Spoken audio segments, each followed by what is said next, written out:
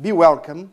I'm Professor Manuel David Maceno from the Polytechnic of Beja in southern Portugal, where I teach and have research in the fields of cybersecurity and cybercrimes. Besides, I've been teaching in several universities in various countries. In this lesson, we'll address cybersecurity in EU law and policies. A brief introduction. The subject is very wide. I'll just put you up to understand the general framework. Outline. Problems to be addressed. The previous initiatives and legal instruments. The new cybersecurity strategy of the European Union. And also the proposed directive. Problems to be addressed. Information society and network society. Identification and differences. You are used to hear about information society or even about knowledge society. But more than that, more accurate to describe the society we are living now is the notion of network society.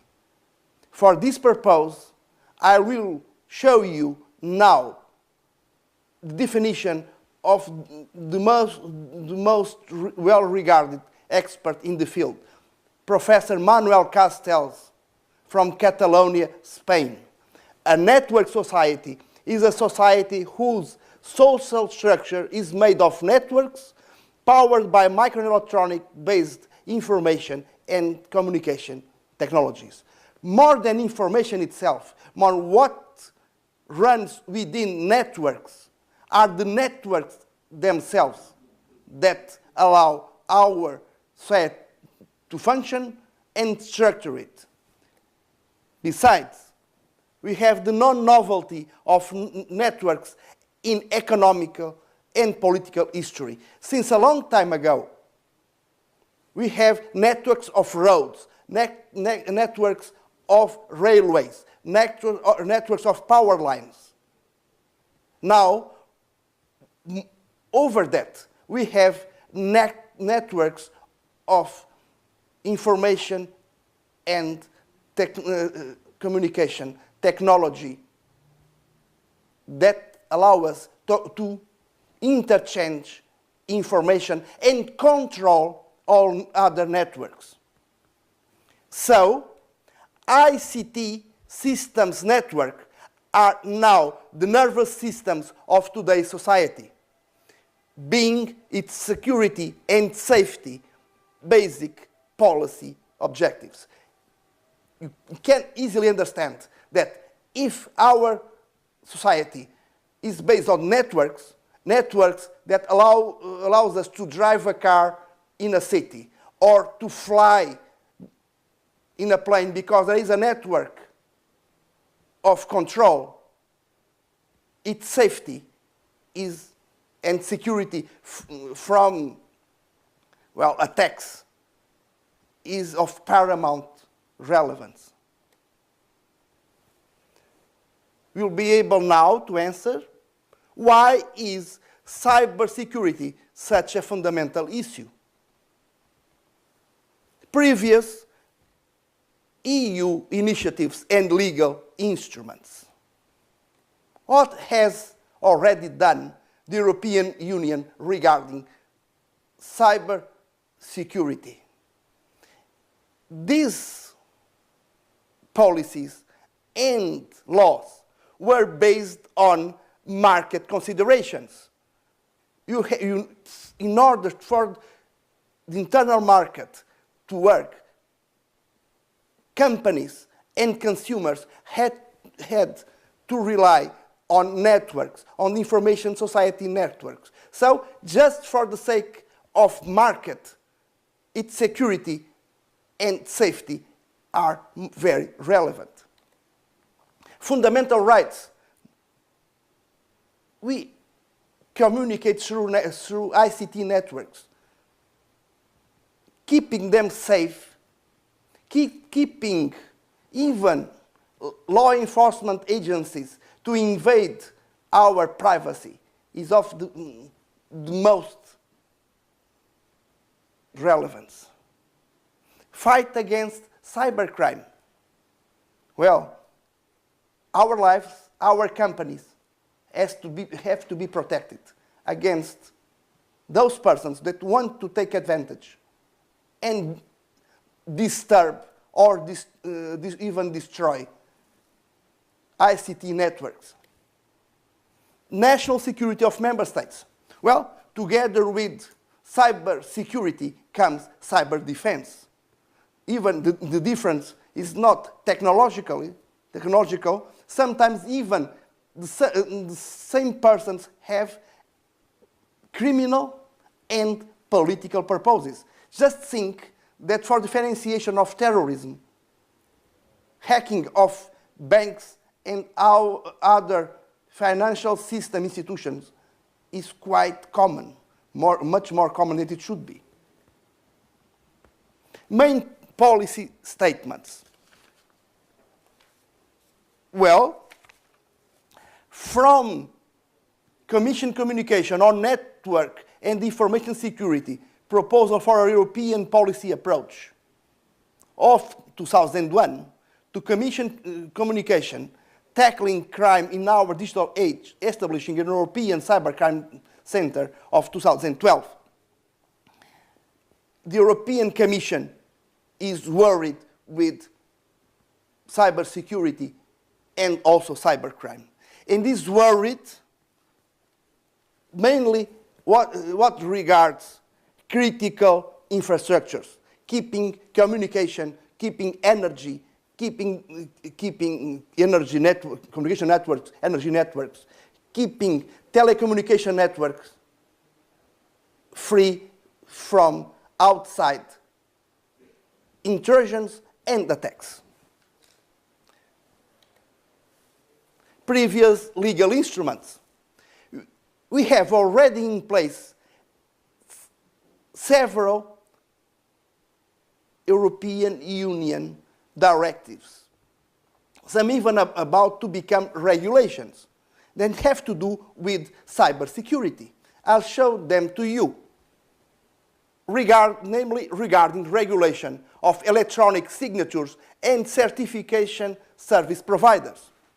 Well, we have in place a directive of 1991, had to do with electronic documents, electronic signatures, a system not just of digital signatures, but of a wide range of electronic signatures that allow a given person to sign a document with a legal relevance.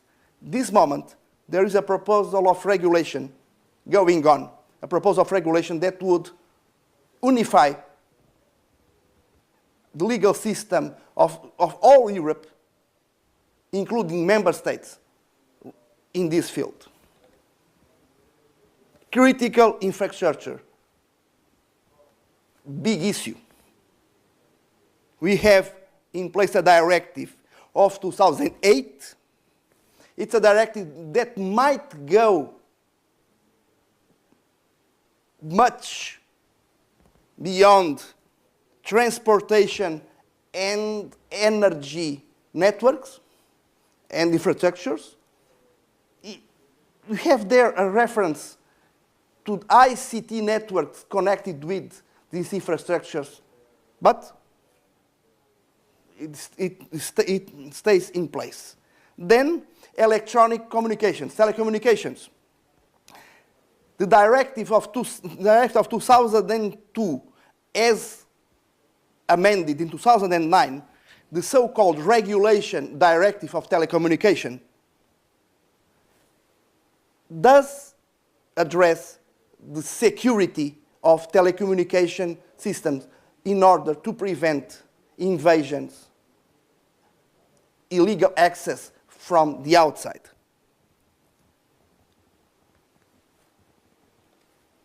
Also, personal data protection including data protection in electronic communications?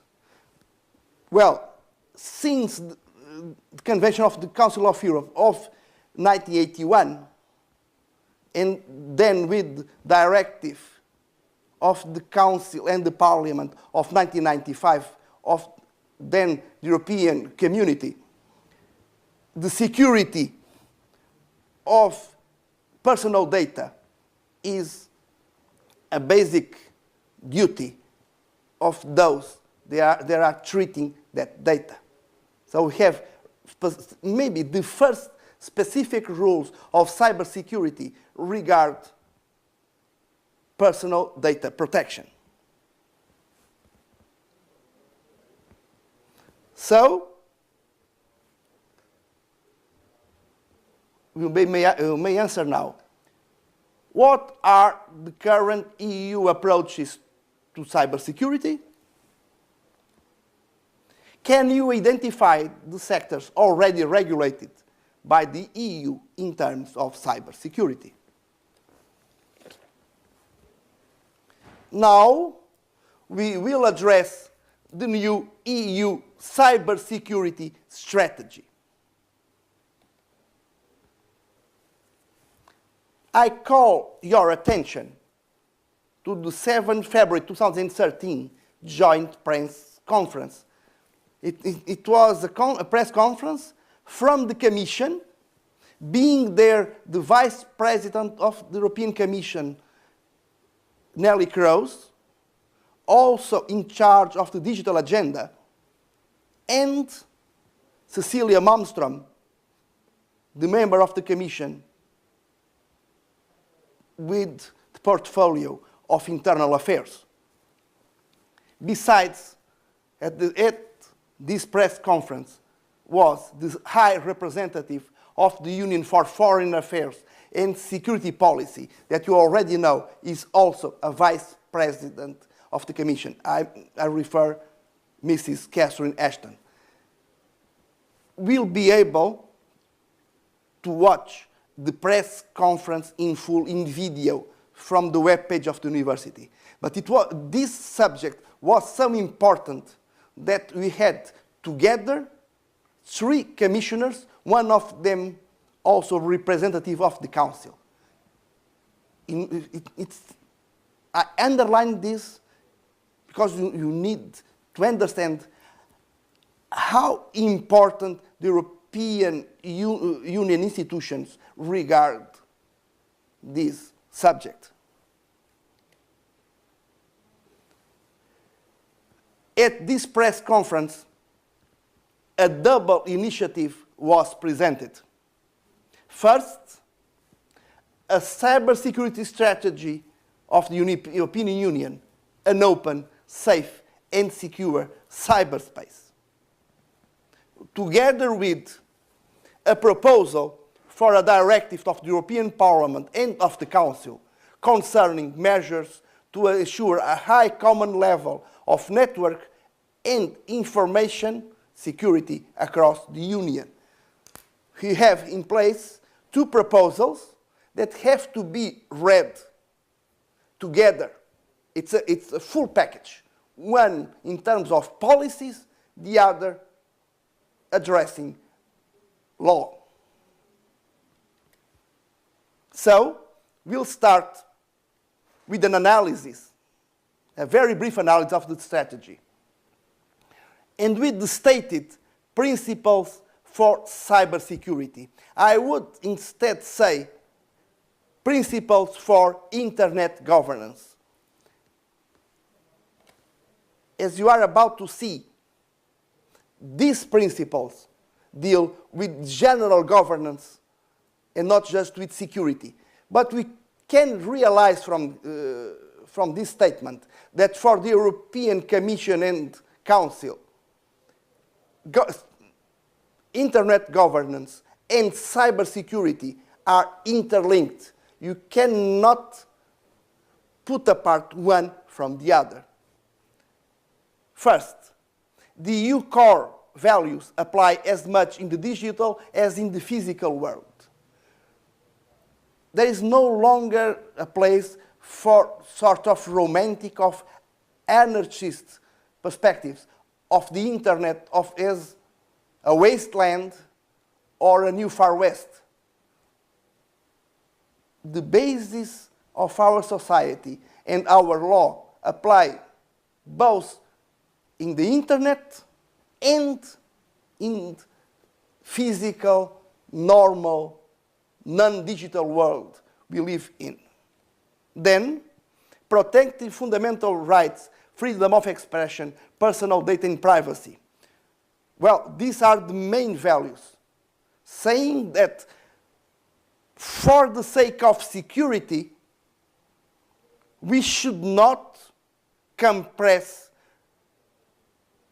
if more than the minimum indispensable those fundamental rights.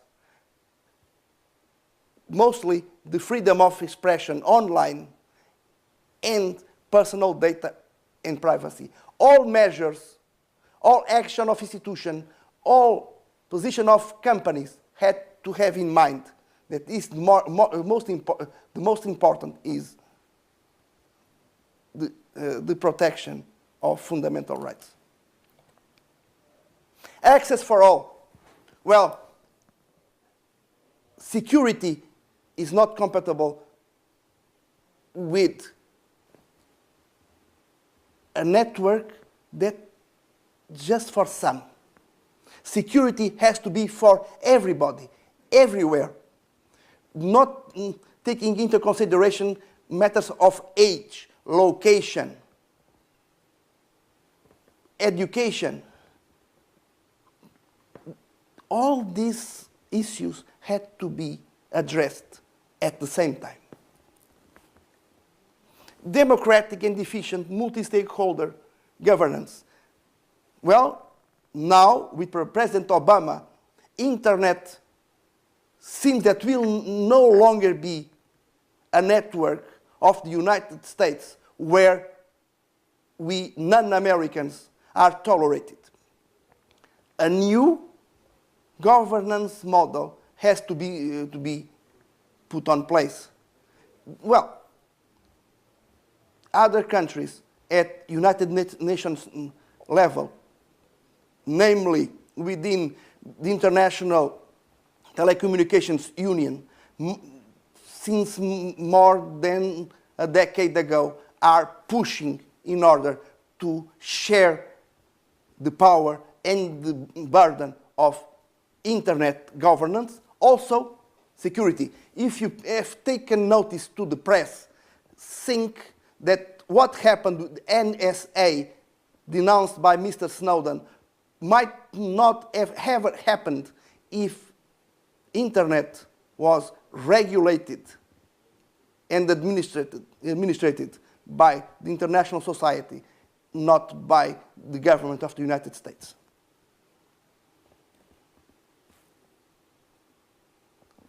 Well, new strategic priorities and actions.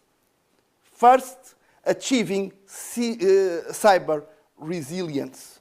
This has to do with the core problem. Now, we have in Europe different levels of security, different approaches, different standards. In order to achieve a higher common level, we need to put forward common standards, new links between, for instance, CERTs, Computer Emergency Response Teams. In every member state, there should be at least one CERT. And drastically reducing cybercrime. We have now a connection between cybersecurity and cybercrime. For this, the new European Cybercrime Center that is in place since January 2013 will have, and already has, a very important role. Developing cyber defense policy and capabilities related to the common security and defense policy. Again, It's the connection between cybersecurity and cyber defense. The technology is the same. We have to keep them separated, even for the sake of rule of law. But dialogue and sharing of capabilities is quite important.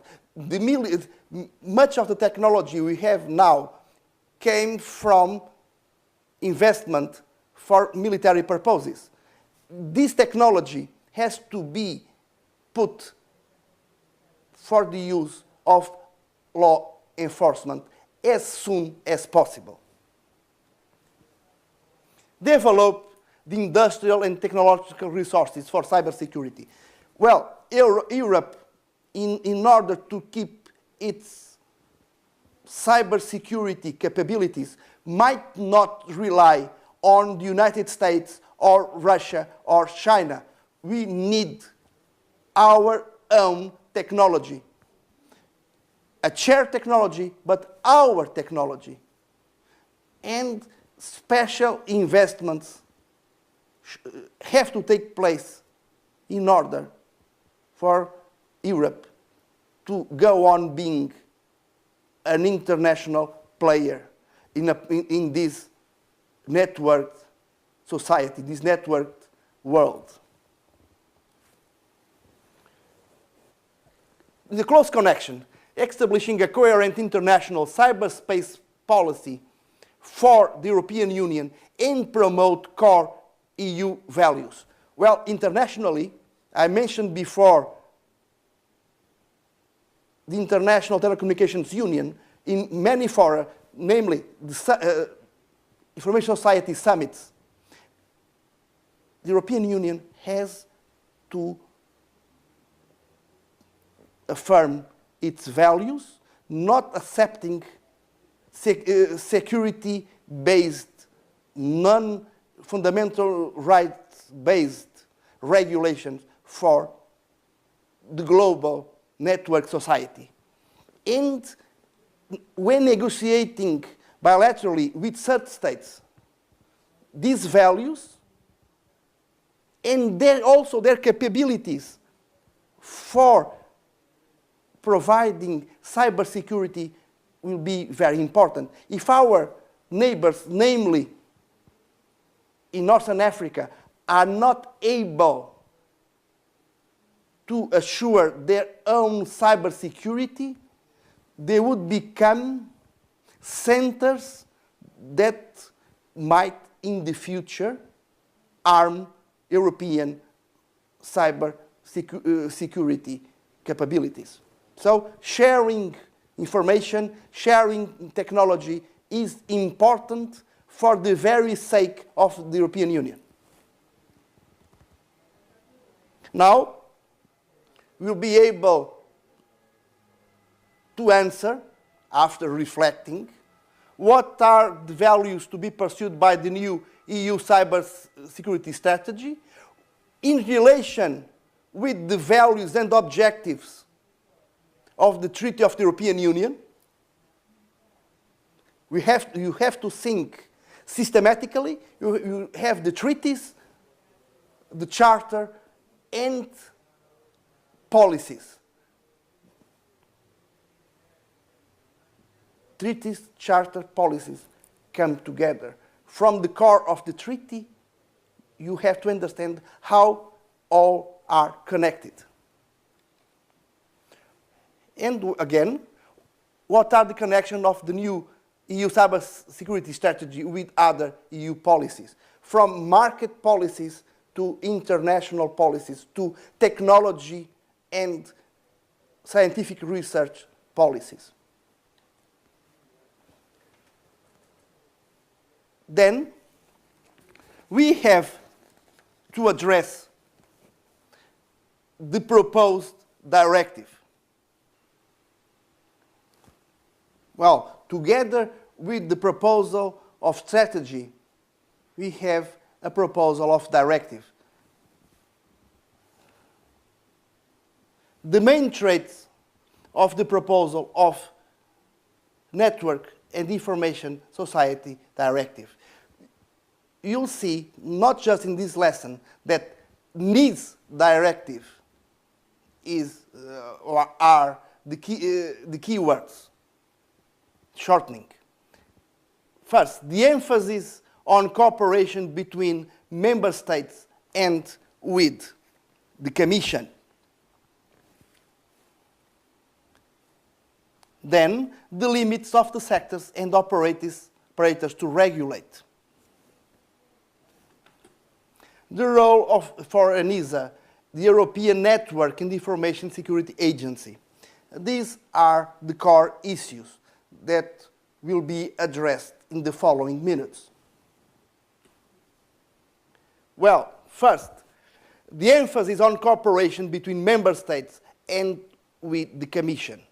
The role of national frameworks of network and information security.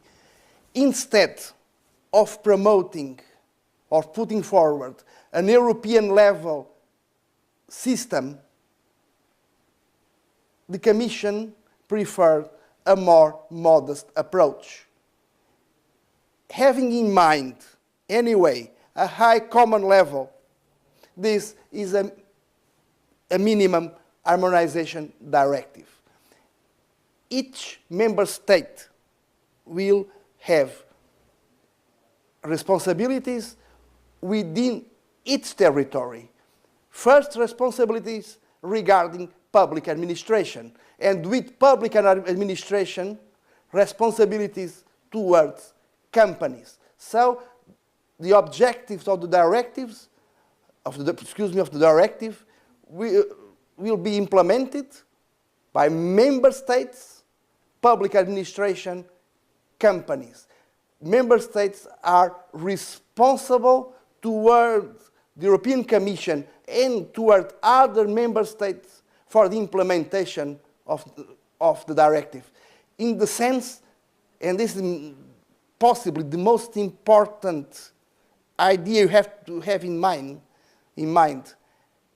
as in any chain, the chain is as weak as the weakest link. So, a minimum harmonization of systems, of the ways of communicating, the ways of reporting incidents is the basis.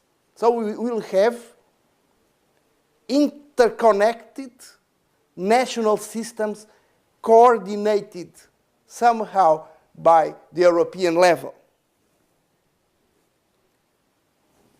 The cooperation between competent authorities. At each member state of the European Union, there will be one cybersecurity authority with a mandate from its government. That authority will be the reference for the European Commission and for the other national authorities. So we'll have here, in the near future, a network. There is already an informal network in place, but it's a network with just some authorities and the authorities of the countries that have a high level of security. Think that information sharing is so important that states are not willing to share it unless the other partners have a medium-high level of security themselves. Then, the security of the networks and information system of public administration and market operators. Having in place a network of authorities, these authorities will take care of public administration, putting in place standards, procedures, and these standards and procedures will arrive at the private sector. The limits of the sectors and operators to regulate. The non-harmonization of the microsystems in place. Well, instead of having a full new system, the European Commission, always with a modest approach, decided to keep apart from the new directive those sectors as electronic signatures, telecommunications, critical infrastructures, data protection, that already have their own systems. Well, according to me and according to many of those who have studied the subject, at least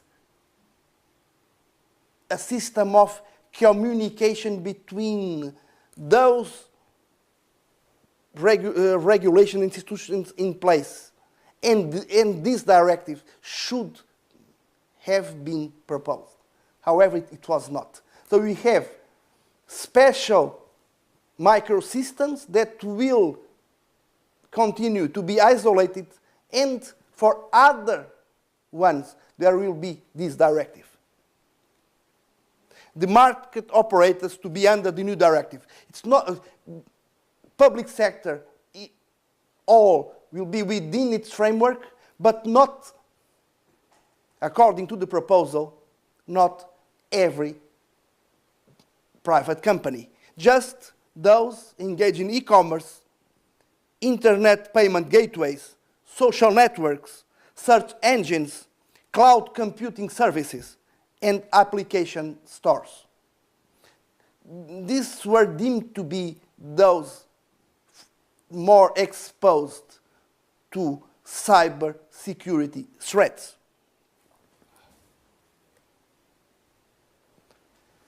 Also, the so-called operators of critical infrastructure that are essential for the maintenance of vital economic and societal activities are or will be under the directive.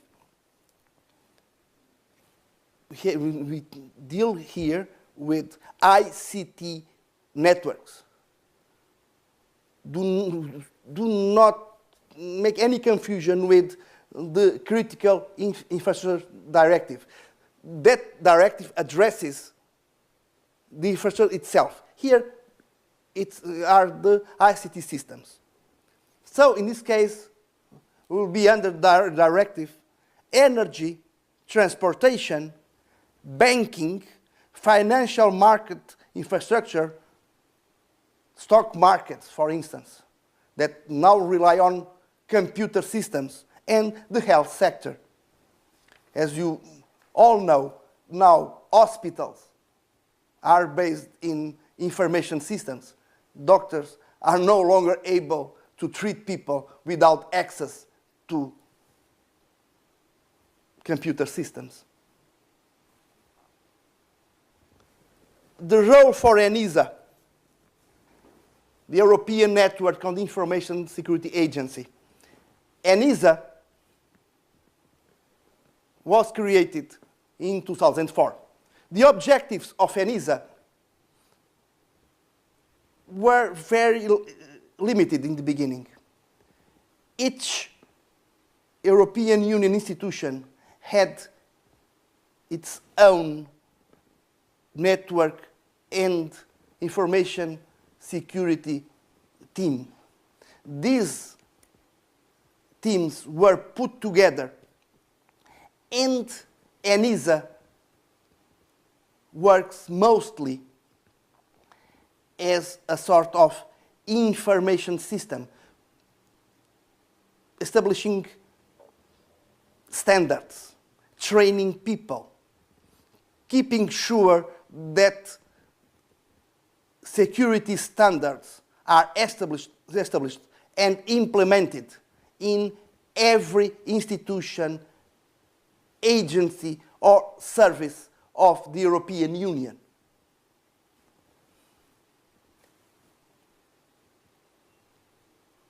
The limited role reserved for ENISA under the proposal. One might think that with the new directive, a general directive, ENISA would become the core of the new network system, the system of the European level and national levels, being ENISA the coordinator of the network,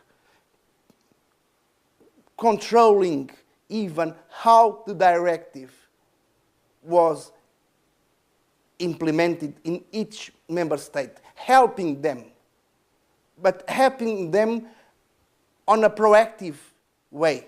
However, ENISA at the proposal is seen just as a center of information with an advisory role. However, there is a new regulation on ENISA of May 2013, a few months after the presentation of the proposal. In this regulation, the role of ENISA is enhanced. It's not already an agency with its own powers, but this new regulation should lead to changes in the proposal in order to turn ENISA into what I called the core of the system. Now, you will be able to answer the main questions. What sectors and companies will be regulated by the NIS directive, or else what sectors and companies will not be? What responsibilities will member states keep under NIS directive? What will be at national level? How is the cooperation framework between member states and the European Commission? How is it designed in the NIS directive? Before finishing this lesson, I would like to say something about the current legislative procedures. Since the spring of 2013, are already available the opinions of the Economic and Social Committee and the Committee of the Regions, as well as of the European Data Protection Supervisors. We'll find those opinions, those written and long opinions at the university website, and we'll learn a lot from them. Namely, those opinions appeal for a strong coordinating body within the European Union. I would dare to say, turn ENISA into the heart of the system. However, the text was adopted by the Parliament in a first reading, single reading, in March 2014. Well, it's a preliminary stage of the legislative procedure, but already a modest proposal was reduced, meaning that only critical infrastructures will be within its frame. Those no longer the market operators. Besides, in the private sector, not every company will have to report incidents. Just remember those in critical infrastructures. So, law enforcement and cybersecurity bodies will not even be able to know what's happening in real time. Well, it's the end of this lesson. I hope and I'm sure that we have now a perspective of a different landscape, a landscape that you might not know but from the press. Thank you.